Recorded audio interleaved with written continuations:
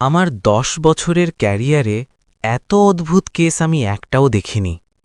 এই প্রথম একটা পুরুষ ফুঁপিয়ে ফুঁপিয়ে কাঁদছে তার স্ত্রীকে ফিরে পেতে, সন্তানের অভিভাবকত্ব পেতে, স্ত্রী ও সন্তানকে নিজের কাছে রাখতে।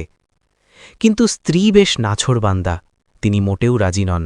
এই সংসার চান না, ফিরতে চান না স্বামীর কাছে, কিংবা সন্তানের ভরণপোষণের জন্যেও এক পয়সাও দাবি নেই তার। অন্যদিকে তার স্বামী তাকে নিজের সমস্ত সম্পত্তি লিখে দিতে চান, যে সম্পত্তির বিনিময়ে ইচ্ছে করলেই তিনি আর একটা বিয়ে করতে পারেন। দেখতেও বেশ সুদর্শন, মধ্যবয়সী একটা পুরুষ, কিন্তু ফিটনেসে তরুণদেরকেও ছাড়িয়ে যান তিনি।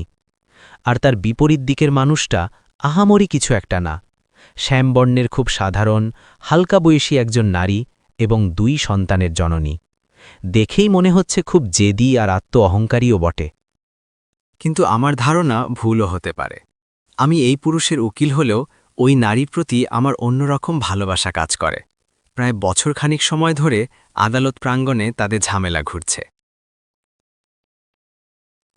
ভদ্রমহিলার একটাই কথা, যে এই সম্পর্ক, সংসার, এই মানুষ কিংবা তার কোনো কিছুই তিনি চান না। সেই প্রথম থেকেই তিনি তার কথায় অনড়। আর তার স্বামী তাকে পাওয়ার জন্য ব্যাকুল। অনেকটা বাধ্য হয়ে আমি সেই নারীকে জিজ্ঞেস করলাম, আচ্ছা বলুন তো সমস্যা কি? আপনার স্বামী আপনাকে প্রচুর ভালোবাসে, আপনার জন্য এতটা পাগল আর দায়িত্বপরায়ণ যে আমি আগে কখনো এরকম পুরুষ দেখিনি। আপনার সন্তান আছে, তাদের জন্য হলেও এক হয়ে যান। তাছাড়া এরকম স্বামী আপনি পাবেন না কখনো। ভদ্রমহিলা আমার দিকে তাকিয়ে বললেন, আপনার গায়ের রং আর আমার গায়ের রঙে কোনো পার্থক্য নেই, কিন্তু এই রং যখন আপনার স্বামীর ভালোবাসা থেকে আপনাকে বঞ্চিত করবে এবং এটাকে ইস্যু করে সে অসংখ্য মেয়ের সাথে পরকীয়া করবে, আপনি কি তার সাথে থাকবেন? যদিও বা থাকেন বা থাকতে চান, এটা আলাদা বিষয়।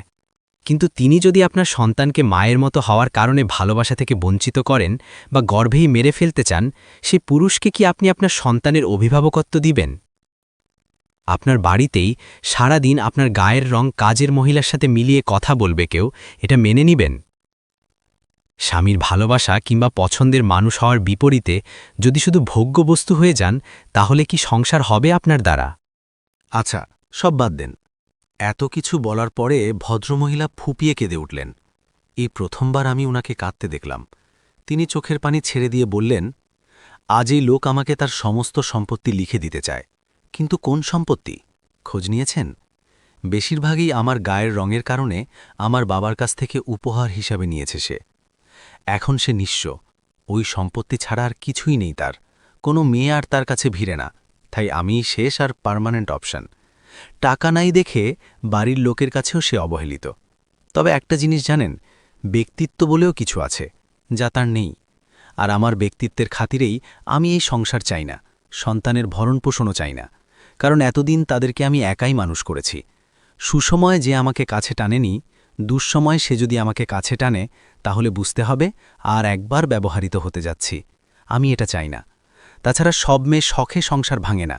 সংসার তখনই ভাঙে যেখানে আসলে জোড়া লাগানোর মতো কিছু থাকে না। আমি চুপচাপ শুনলাম, হয়তো আরও অনেক কষ্ট চাপা পড়ে আছে তার মনে। থাক সেসব কথা। ফাইনালি ডিভোর্স পেপারে সাইন করে তিনি বেরিয়ে পড়লেন। ভদ্রলোক আহাজারি করছেন, যদিও বা আমার ক্লায়েন্ট, তারপরও তাকে গিয়ে বললাম, বেশ ব্যক্তিত্ববান মহিলা ছিলেন, এদেরকে সময়মতো মূল্যায়ন না করলে এভাবেই কপাল চাপড়াতে হয়। ভালো থাকুন।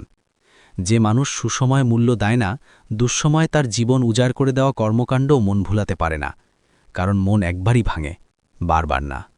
প্রিয় বন্ধুরা, এতক্ষণ সাথে থেকে গল্পটা শোনার জন্য অশেষ ধন্যবাদ। গল্পটা ভালো লাগলে একটা লাইক, কমেন্ট ও শেয়ার করে দেবেন। আর পরবর্তীতে আরও এরকম নিত্য নতুন গল্প শুনতে চাইলে আমার চ্যানেলটি সাবস্ক্রাইব করে সাথে থাকুন। ভালো থাকবেন সবাই। ধন্যবাদ।